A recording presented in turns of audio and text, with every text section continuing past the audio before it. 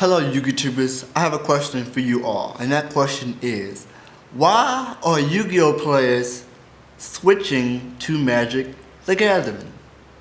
Why? Just leave a comment below and give me your responses. Now, after doing my research on Magic the Gathering, this is what I've come up with. Magic the Gathering does everything just like Yu-Gi-Oh! Everything.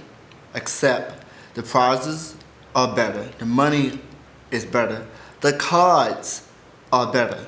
The game itself takes more skill to play. Yes, it does.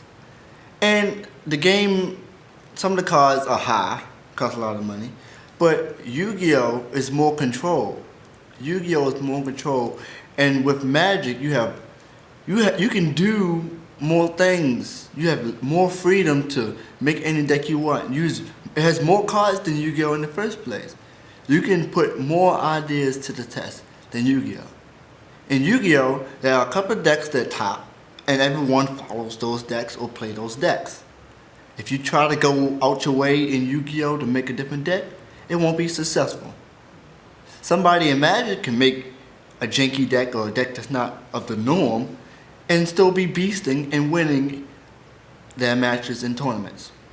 Now try that in Yu-Gi-Oh! Try to go and play test and make up some deck in Yu-Gi-Oh! And see what happens.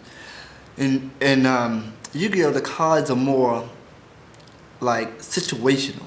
There's so many situational cards in Yu-Gi-Oh! Even though in Magic the same thing exists, there are less situational cards. For example, say I have a card in Magic that requires me to have 2 lands, 2 green lands or forest land, whatever you want to call it, and 2 more other lands.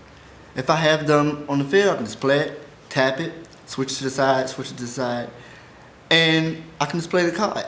If I draw another one, when my turn, I can untap, then play another card and tap it. If y'all don't know what I'm talking about, y'all gotta play Magic. I don't play Magic, but I did my research about tapping and things like that. If y'all don't understand what that is, just look it up. So it's the more in the game of Magic that you're in, of the match, the less situational it becomes. Because in the beginning, say you draw a hand, you only play 1 land per turn, and you have a monster that requires 2 lands. You can't play it.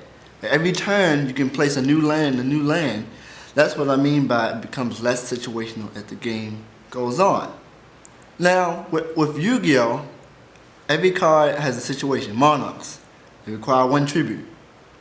Instead of, if Monarchs were in Magic and you had 1 land and the Monarch required 1 land, you place 1 land once per turn, you already fulfilled the requirement. You don't have to keep fulfilling the requirement every turn. You can tap every turn, but you don't have to keep tributing a monster or losing a monster. You don't lose land in Magic.